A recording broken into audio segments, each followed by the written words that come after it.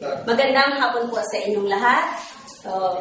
Tayo ay biniyayaan ng Diyos ng napakaraming regalo, ng napakaraming biyaya. Mga hangin na ating ginagamit sa ating paghinga, tubig, pagkain at lahat-lahat. Ngunit ang pinakamagandang biyayang ating natanggap ay ang buhay. Ang buhay. Ang lahat ng ating mga biyayang natanggap, suporta lamang sa pinakamagandang natanggap nating buhay. Ngunit ang tanong, ang buhay bang ibinigay niya sa atin ay ating kinahalagahan at kinangalagaan?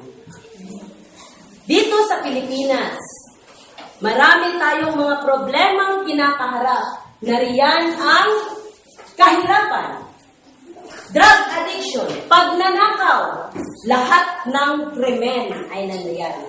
At ang isang dahilan nito ay ang paglaki ng populasyon. Maraming mga mungkahi inilabas at isa rito ang sinasabing aborasyon. Ang pagsasaligal ng aborasyon sa Pilipinas upang maiwasan na natin ang paglaki ng polusyon na naging sanhi ng maraming krimen sa ating lugar. So ngayong hapon na ito, ating pag-usapan at bigyang solusyon ang issue, pagsasaligal ng aborasyon sa Pilipinas. Dapat o dapat ba o hindi dapat? Dalawang panig, ang panig ng sang-ayon at ang panig ng hindi sang-ayon na maisaligal ang aborasyon sa Pilipinas. Ang unang magpapakita at magbigay ng kanilang pahayag ay ang speakers ng sang-ayon. Tatlong speakers ng sang-ayon. So, first speaker at sasagutin ng second speaker ng hindi sang-ayon. At susundan naman yung second speaker ng sang-ayon, second speaker ng hindi sang-ayon, at ang panghuli ay ang speaker ng sang-ayon at sasagutin ng hindi sang-ayon. Sa mga audience natin, meron para sa best speaker at best debater. So, yung mga binigay kong papel sa inyo, kayo po ay buboto kung sino ang may malaking power, no? Sa pagkumbinsi sa inyo kung ano ang kanito para sa isyong ating bibigyan ng kasagutan ngayong hapon. Okay. So, sa pagsisimula, hinihiling ko po ang lahat na tumahimik at bibigyan natin ng daan ang ating unang tagapagsalita na si Miss Julidine Maa. Palakpakan po natin. Magandang hapon po sa inyong lahat, lalo na ang aking katunggali, mga guro, kamag-aral. Sa ating bansa ay nakaharap na samot-saring problema, kahirapan, droga at adiksyon, pagpatay, pagnakaw at iba pa. Ngunit isa sa mga problemang ito na ang kahirapan lutasin ay patuloy sa pagdami ng populasyon na ugat ng lahat ng karanasan. Nariyan na ang maagang pagbubuntis, bunga ng mga problema ng aking nabanggit. Dahil sa kahirapan, nagsisikap upang makahanap ng paggusto sa kanilang pang-araw-araw na pamumuhay. Mga anak na napabayaan sa resulta na naging pasaway sila sa lipunan. At ang murang edad, natutong gumawa ng mga malalaswang bagay katulad ng sex. Paano kaya masolusyonan ang kinakaharap ng mga problema? Kaya ba niyang buhayin ang kanyang anak? Wala siyang pinag-aralan, walang magandang trabaho, maantim ba niyang tingnan ng unti-unti na rin niyang pinapatay ang kanyang anak? Dahil di niya matustusan at matustusan ang mga pangangailangan nito. Bago pa man maging ganito ang kahinatnan na nagsanggol na ito. Abortion sa Pilipinas ng solusyon upang ang problema ay maiwasan. Dahil may karapatan lamang maisilang ay ang mga sanggol na pinaghahandaan ng mga magulang. Okay? Maraming salamat, Miss Mang. At ngayon naman ay papakinggan natin ang punto ng hindi sang-ayon. Lahat ng mga tao o nilalang dito na may buhay ay gustong magpakabuhay upang makita kung ano ang kagandahan dito sa ating mundo at hindi ang ugat ang malaking populasyon upang pitilin ang isang sanggol na walang kamuwang-muwang. Hindi natin alam na sila pala ay magiging profesional balang araw o isa sa magiging pinuno ng ating mga bansa. Magsikap lamang ang importante at ito'y labag sa mata ng Diyos, mata ng Panginoon. Dahil ito'y pinakakrimi na gawain o bagay na maaaring pagdisihan mo balang araw. Yan ang po at na ang masabi ko na pinaka-importante at magandang hapon. Okay, maraming salamat po, Ginoong Marcos. At ngayon po, kumustahin po natin ang mga panig ng sang-ayon. Kumusta? Sang-ayon kami! Sang-ayon kami! Ano naman ang mga hindi sang-ayon? Kumusta kayo? Di sang-ayon! At tawagin ko po si Miss Siti Raida Bumali para sa kanyang opinyon. Bakit siya naging sang-ayon sa panukala? Maraming salamat po, Ma'am Marcel.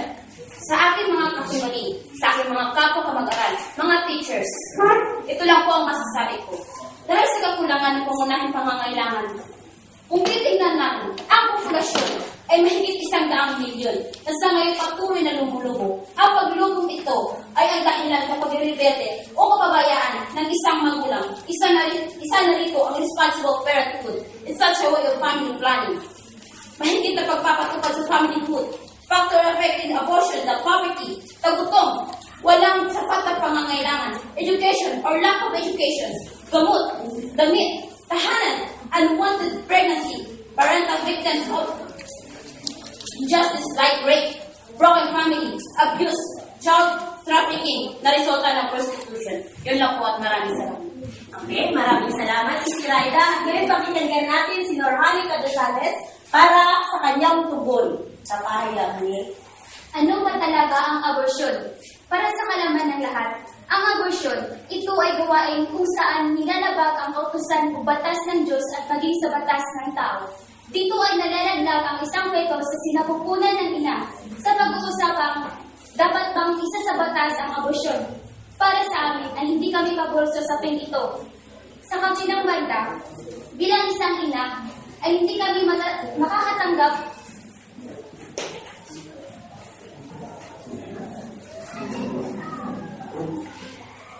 na matapos lamang ang buhay ng isang anghel na kaloob ng Diyos upang makasilay sa mundo.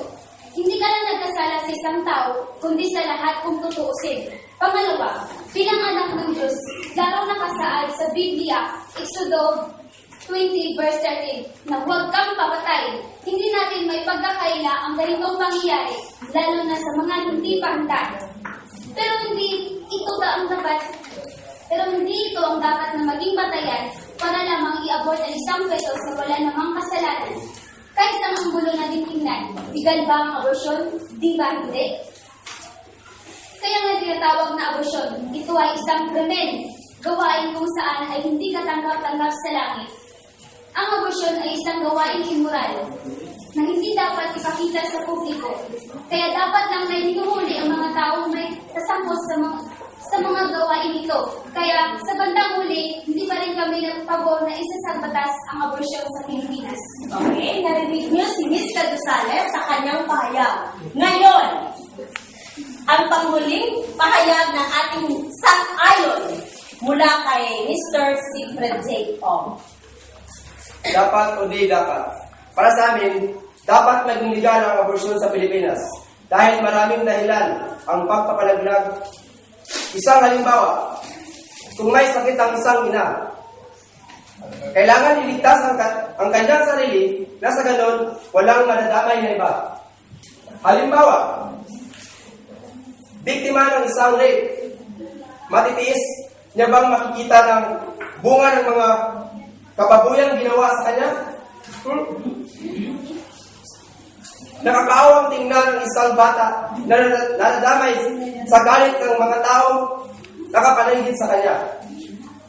Nasa araw-araw niyang pamumuhay, galit at sakit lang ang kanyang dala, kaya habang hindi pa ito nangyayari, maaari pa natin itong solusyonan. At hindi lang yan. Kapag hindi maging legal ang abortion, hirap at gutom lang ang ating mararanasan. At lalong lalaki ang ating populasyon.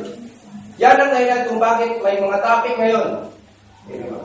Okay. Salamat po, Mr. Ong. At ngayon, pakikinggan natin ang muling pahayag ng ating hindi sang-ayon mula kay Miss Remelin D.W. Bawat tao ay may karapatang mabuhay. Tayo ay ginawa ng Diyos upang maging isang responsable. Kagaya ng mga bata, sila ay may karapatang isilang. Kaya nga hindi kami pabor na gawing legal ang abortion, sapagkat ito ay paraan ng pagkisi ng buhay sa isang nilalang na walang kamalay-malay. Nabanggit ito sa 10 utos ng Panginoon ang pumatay, sapagkat walang sinuman ang maaaring humipil sa buhay. Dahil ang buhay ng tao ay isang sagrado. Kung gagawin natin ang abortion, ang ibig sabihin ko ay hindi tayo maka-Diyos. Kung may pagkakamali man tayong nagawa, ay dapat nating panindigan at panagutan ito. Hindi naman siguro tayo perfecto. Lahat naman siguro tayo ay nagkakamali. Kaya may mga kabataan ngayon na nag-iinganyo sa premarital sex o ang pakikipag-sexual na hindi nakakasal. Ang nangyari kung nagbunga na ang lahat, wala na silang ibang maisip na solusyonan, kundi ang ipanatulag ang walang kamalay-malay sa kanilang sinukukunan. Hindi lang ang mga makataang babae na nagbubuntis ang nais gumawa ng abortion, kundi pati na rin ang mga mag-asawa. Ang pagpapalaglag din ng isang babae ay magkakaroon ng masamang epekto sa kanyang kalusugan. Magdudulot din ito ng sugat sa kanyang buong pagkatao. Maging hindi maganda ang kanyang reputasyon dahil sa mata ng tao ay hindi ito maganda. Kapag sila ay mahuli, makukulong sila. Sapagkat higit ay pinagbabawal ng mata ng abortion. Kaya ibasura ang abortion. Okay, maraming salamat sa dalawang grupo ng sang-ayon at grupo ng hindi sang-ayon. Ngayon ay narinig natin ang kanilang mga punto. So, ngayon bibigyan ko kayo ng 2 minutong break upang pag-usapan at tanungin ang mga katanungan at mga tugon sa isyong ating tinatalakay ngayon. Okay, welcome back sa ating debate ngayong hapon. Alam kong ready na kayo sa atake at depensa ang ating gagawin sa pagkakataon ito. So, una kong tatawagin ang katanungan mula sa hindi sang-ayon at dedepensahan naman ito ng sang-ayon. Sino sa inyo ang magtatanong? Okay, ma'am? Alam nating labag sa batas ng tao at labag sa batas ng Diyos ang abortion. Bakit niyo gustong gawing legal ito? Hindi ba kayo natatakot na isang pagkakamali ay dadagdagan pa ninyo ng isa pang mali? Okay, sino po ang sasagot dito? Sige, John Brian. Si Terayla. Sasagutin kita aking tatlong. Isa sa pinakaharap dito sa ating barangay Paris, hindi na natin ang isang barangay Paris.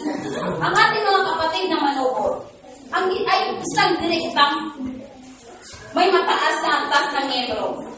Isa sa factor kung bakit patuloy ang kanilang asawa sa panganganak dahil sa kanilang kultura. Ang katahimikan ng gabi, ang mga uhaw na tawag ng mga nangnang naman ay hindi natin maiiwasan. Ayon kay Ginang de los Reyes ng Barangay Nutrition Scholar ng Paris, ang pagkakaroon ng child labor at kakulangan sa timbang ng bawat bata. Ayon kay Presidente Duterte naman, ang bawat pamilya ay magkakaroon ng 3 anak lamang.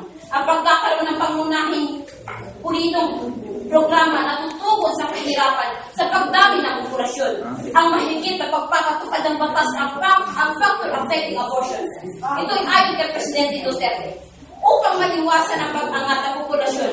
Dahil kung titignan sa ngayon, ang Singapore ay isang legal na pag-aabort. Kasi ayon sa kanilang batas, 3 bata lamang bawat pamilya na naninirahan. Lalong-lalo na ang mga taga-Amerika. Nagkakaroon sila ng panukalang batas ng isa sa isang family planning. Yun lang po at maraming salamat.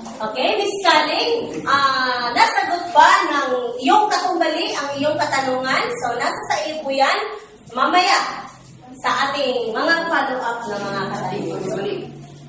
Ibabalik ko po sa inyo ang hindi sang-ayon para sa isa na namang atake. Depensa, handa. Sarili niyo lang ba ang iniisip niyo? Pero hindi niyo ba iniisip na kung gawing legal ang abortion dito sa Pilipinas ay para nila rin sinuway ang utos ng Diyos? Ang pag-ibig sa similyang ipinamlas sa sinapupunan ay dapat lang kung di mo naman kayang panindigan ang pagiging magulang, ang pag-aabandona sa mga bata at di pagbigay ng pangangailangan nito ay makasalanan. Kaya mas pipiliin kong ilaglag ang punla kaysa mabuhay itong hindi naman malaya. Sinasabi niyong labag. Ano ba ang mas makasalanan? Buhayin nito ng hirap, gutom, uhaw, ang kanilang nararanasan? Di ba sabi ng Diyos, feed the hungry, water the poor, and shelter the homeless? Okay! Maraming salamat sa hindi sang-ayon. So, kumustahin ko ang grupo ng mga hindi sang-ayon. Ano kaya ang kanilang masasabi mo? Okay. Anong masasabi mo, Miss? Sino? Anong masasabi mo sa depensa mo? Sige. Legal ang abortion sa Pilipinas kasi unti-unti nang malaki ang populasyon dito sa Pilipinas at unti-unti nang naghihirap tayo. Okay! Salamat po! Ano masasabi mo, Miss Kaling? Para sa akin po, hindi po ako sanay sa pagkakula po kamangmakang sambol na inyong pinalaglag. Okay, maraming salamat. Sige, hindi sang-ayon si Miss Kaling. One last questions, mga nasa hindi sang-ayon. So, sino pa ang tatanong? Si Miss Norhani.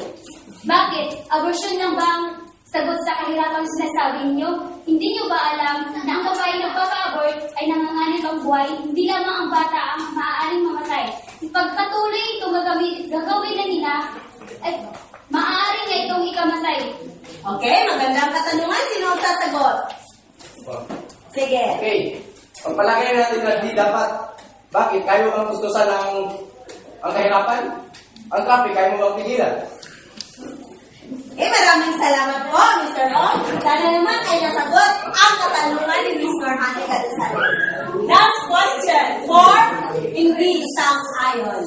Kung masaya kayo na kumitil ng buhay na may buhay dito sa ibabaw ng lupa, ang tanong, sa kabilang buhay, masaya ba kayo? Ito'y sasagutin ni Mr. Butli. Bakit? Krimen na bang matatawag ang magpapalaglag ng bata? Hindi ba siya naisilang? Hindi pa siya nakita ng mundo? Hindi niya nakita ang mundo. Paano maging krimen? Meron bang karagdagang sagot? Si Mr. Ong para sa tanong ni Marcos. May narigaw kanina na walang taong perfecto. Bakit? Dahil ba hindi ka perfecto, gawin mo na ang gusto mo ng ulit-ulit dahil mali? Okay. So, atin pong magkakaroon po tayo again ng isang break para paghandaan ang mga katanungan na ibabato na naman ng sang-ayon para sa hindi sang-ayon. Okay, welcome back sa ating debate. Ngayon, pakikinggan natin ang atake ng mga sang-ayon at dedepensahan naman ito ng hindi sang-ayon. Bakit sila sang-ayon na maging legal ang abortion sa Pilipinas? Sino ko na magtatanong? Miss Maang. Okay. So ngayon, bakit krimen ba ang pag-abort ng isang ina sa isang batang sanggol o pagiging unwanted pregnancy? Sino po ang sasagot?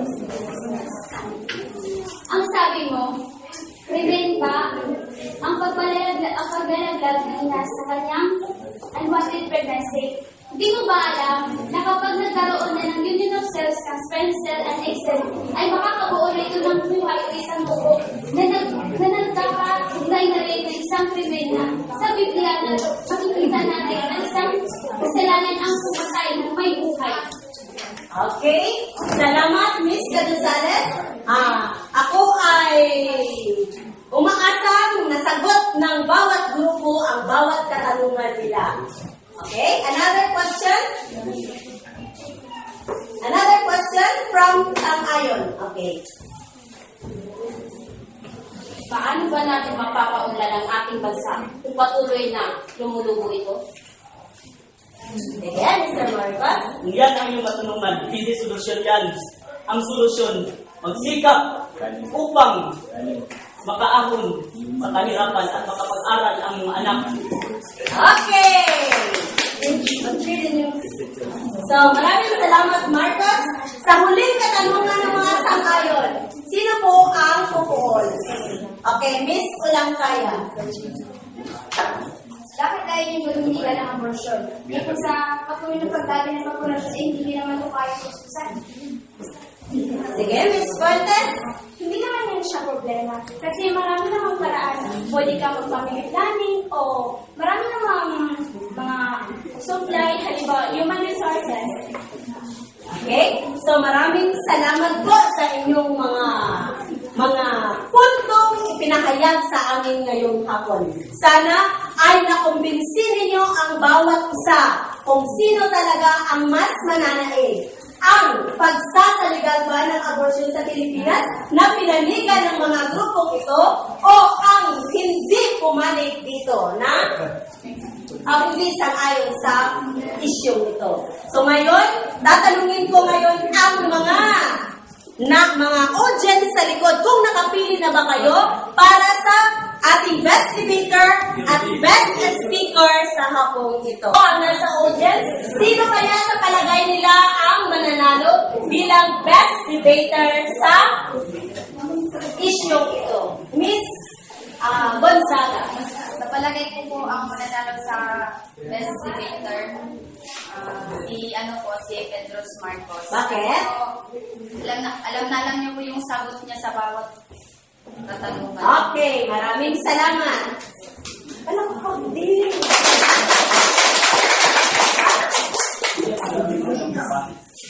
Isa kong best speaker. Mr. Servania, bakit sa palagay, sino kaya sa palagay mo ang mananalo bilang best speaker sa panghapon ito?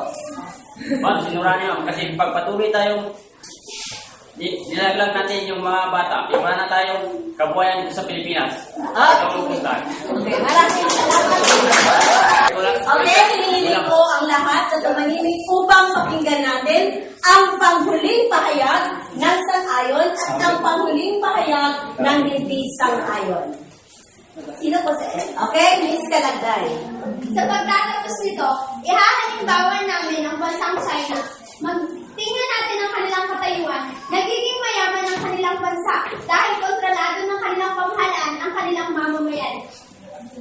Bakit hindi natin sila gagayahin nang sa ganun tataas rin ang ating ekonomiya at hindi nila tayo malitin? Sa kanilang lugar, wala ang karahasan at may katahimikan dahil kaya nilang kontrolin ang bawat isa at nabibigyan nila ng pansin ang kanilang mga anak dahil pinanganak sila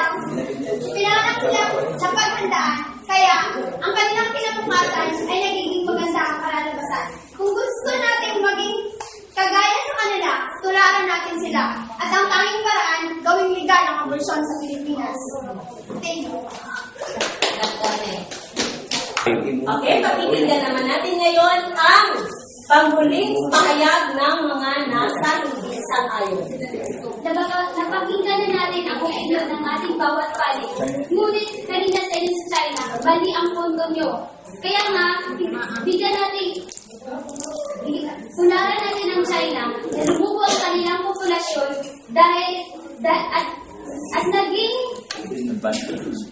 at naging advantage ito sa kanilang ekonomiya. At dahil sa mga tao, naging malawak ang kanilang pamumuhay sa kanilang bansa. Okay, so maraming salamat, Miss Calusanes. Ngayon, ating napakinggan ang pahayag at ang debate, mga tugon ng bawat panig. So ngayon, narito na sa aking kamay ang resulta ng kung sino ang nanalo sa debating ito. Akin pong ipinakilala ang mga kurado sa hapong ito. Ang una pong naging kurado natin para sa debating ito ay si Ma'am Aida Bidungok, ang ating head teacher. Ma'am, palakpakan po. Ang ikalawang kurado po natin ay si Sir Romanic Bartolome, ang focal person natin para sa senior high school. Sir. At ang panghuling kurado po natin ay si Sir R.J. Jamos, ang faculty president po ng ating paaralan. Ako rin po ay nagpapasalamat sa mga guro na naririto ngayon upang i-witness ang ating debating nangyari sa si Ma'am Glory Jean Padungaw at si Ma'am Maria Blanco. Salamat po sa mga.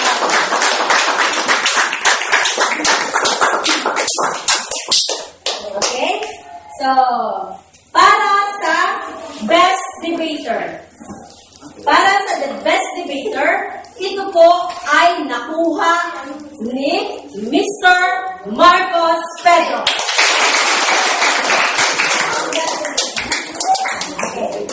Para naman sa best speaker ng hapong ito ay nakuha naman ni Miss Jindel Calagay.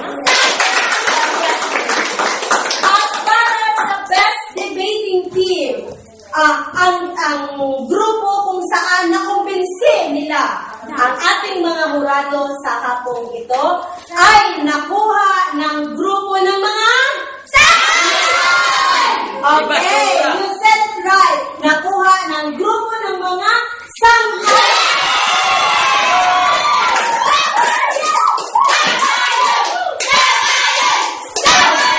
Okay. So once again, maraming salamat po sa inyong pagdalo at sa mga hindi nanalo. Salamat pa rin at God